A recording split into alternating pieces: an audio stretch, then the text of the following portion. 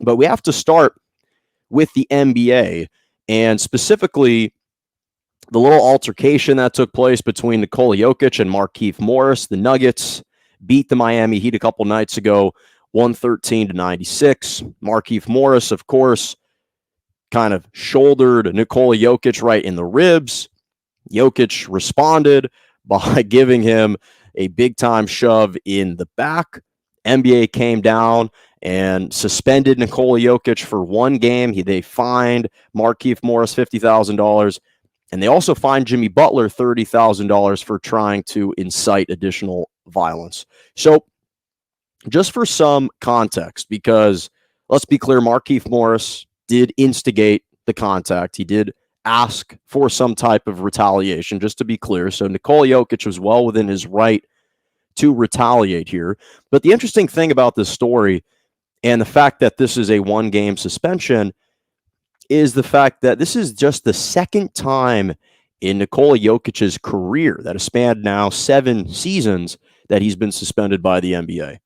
The first and only other incident took place in 2019 between the Nuggets and the Utah Jazz, and Jokic was suspended because he got up off the bench and walked onto the court during an altercation between 2 separate players.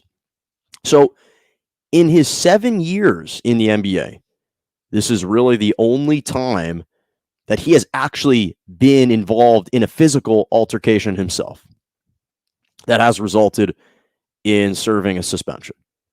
Just the first time. Second time that he's been suspended altogether. And I absolutely despise this. I hate this. I hate this for the NBA. I hate this for Nikola Jokic. I hate this for basketball because who we are rewarding right now is the instigator. That's who we're rewarding. What we're saying is Markieff Morris ostensibly won. He induced the reaction. He elicited that type of response from Nikola Jokic, and at the end of the day, Jokic is the one that's serving the suspension, not Markieff Morris.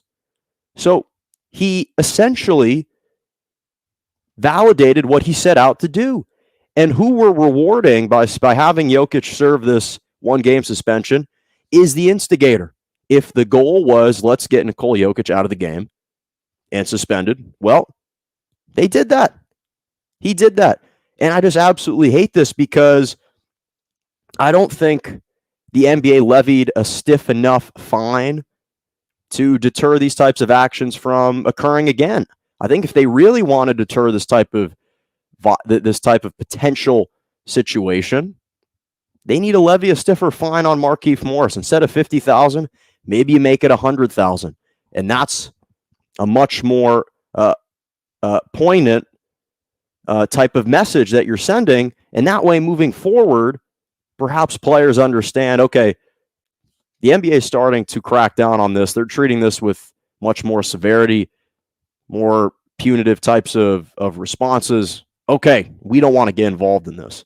Because I hate that the reigning MVP is now having to serve the suspension. And again, it's justified by the NBA. I understand that they had to do what they had to do. And to be honest, I actually think that Jokic retaliated appropriately. I love the online spat between his brothers and the Morris brothers. They're each defending their guy. I have no problem with that. I'm all for it. And for Nikola Jokic, I think this is worth receiving the suspension because the rap on him was he's the reigning MVP. But as much as players respect him for his talent, the stigma has been, hey, physicality frustrates and mitigates his skill set. And so that's what we need to do to get under his skin. And so, again, you have this guy who's from Serbia. He's unathletic. He's unflashy.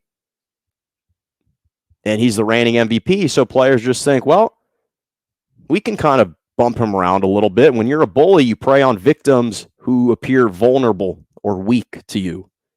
The only way to confront a bully is to metaphorically punch them back in the mouth.